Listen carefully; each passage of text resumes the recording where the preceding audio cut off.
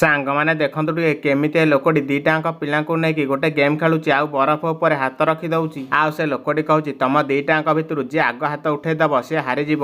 ଆଉ ଯିଏ ହାରିବ ସିଏ ମତେ ଓଲଟା 1000 ଟଙ୍କା ଦବ। ଆଉ ଯିଏ ଜିତିବ ସିଏ ଓଲଟା ମୋଠୁ 1000 ଟଙ୍କା ନବ। ଆଉ ସେ ଦି ଜଣଙ୍କ ଭିତରେ ଏମିତି ଜୋରଦାର କମ୍ପିଟିସନ ଲାଗୁଛି। ଆଉ ସେ ଲୋକଟି କହୁଛି ଆରେ ଭାଇ ମତେ ଲାଗୁଛି ତୁ ହାରିଯିବୁ ଆଉ 1000 ଟଙ୍କା ଜିତି ପାରିବୁନି। ଏ ପିଲାର ହାତ ତ କିଛି ହଉନି, ତୋ ହାତ ତ ପୁରା ଥରିବାକୁ ଲାଗିଲାଣି। ମତେ ଲାଗୁଛି ତୁ ଏ ଗେମ୍ ଟିକୁ ଜିତି ପାରିବୁନି। ଆରେ ତୁ 1000 ଟଙ୍କା ଜିତିବୁ କଣ ଓଲଟା ମତେ ଦେଇକି ଯିବୁ। ଆଉ ସେ ଦି ଜଣଙ୍କ ଭିତରେ ଏମିତି କିଛି ସମୟ କମ୍ପିଟିସନ ଲାଗିଲା ପରେ ସେ ପିଲାଟିର ହାତ ଜୋରରେ ଥରିବାକୁ ଲାଗୁଛି। ଆଉ ସେ ବରଫର କୋପ ସମ୍ଭାଳି ନ ପାରିକି ହାତ ଉଠେଇ ଦଉଛି ଆଉ ଏ ଗେମ୍ ଟିକୁ ହାରି ଯାଉଛି। ଆଉ 1000 ଟଙ୍କା ତା ହାତରୁ ଗଣୁଛି। ଆଉ ସେ ଲୋକଟି କହୁଛି ଆରେ ପିଲେ ଆଉ କିଏ ଅଛ ଆସ ଏ ପିଲାଟି ସାଙ୍ଗରେ ବରାବର ଟକ୍କର କରିବ। ଆଉ ସେ ପିଲାଟି ସାଙ୍ଗରେ ଟକ୍କର ଦେବା ପାଇଁ ଆଉ ଗୋଟେ ପିଲା ଆସୁଛି ଭାରି। ଆଉ କହୁଛି ମୁଁ ଏ ପିଲାଟି ସାଙ୍ଗରେ ଟକ୍କର ଦେବି। ଆଉ ସେ ଲୋକଟି ଏ ଦୁଇ ଜଣଙ୍କ ଭିତରେ ପୁଣି ଥରେ ଗେମ୍ ଟିକୁ ଷ୍ଟାର୍ଟ କରିଦଉଛି। ଆଉ ସେ ଲୋକଟି କହୁଛି ଆରେ ଏ ପିଲାଟି ବହୁତ ଲୋକଙ୍କୁ ହରେଇଛି ଆଉ ତୁ କଣ? ଆରେ ସେ ସିନା ବହୁତ ଲୋକଙ୍କୁ ହରେଇଛି ହେଲେ ମତେ ଆଜି ହରେଇ ପାରିବନି, ତୁ ନିଜେ ଦେଖିବୁ ରହ। ଖାଲି ଅପେକ୍ଷା କର ଆଗକୁ କଣ ହଉଛି ଦେଖେ। ସାଙ୍ଗମାନେ ଆପଣମାନେ ଯଦି ଚାହୁଁଛନ୍ତି ଏ ପିଲାଟି ଜିତିଯିବ ବୋଲି ତାହେଲେ ଗୋଟେ ଲାଇକ୍ କରିଦିଅନ୍ତୁ। ଶେଷରେ ସେ ପିଲାଟିର ହାତ ଜୋରରେ ଥରିବାକୁ ଲାଗୁଛି ଆଉ ତାକୁ ଲାଗୁଛି ବୋଧହୁଏ ସେ ହାରିଯିବ। ଆଉ ଠିକ ସେଇ ଟାଇମରେ ସେ ପିଲାଟି ମୁଣ୍ଡରେ ଗୋଟେ ବୁଦ୍ଧି ପଶୁଛି ଆଉ ସେ ପିଲାଟିକୁ ଗୋଟେ ଗୋଇଠା ମାରି ଦଉଛି ଆଉ ସେ ପିଲାଟି ତଳେ ପଡି ଯାଉଛି। ଆଉ ଏ ପିଲାଟି ଗେମ୍ ଟିକୁ ଜିତି ଯାଉଛି।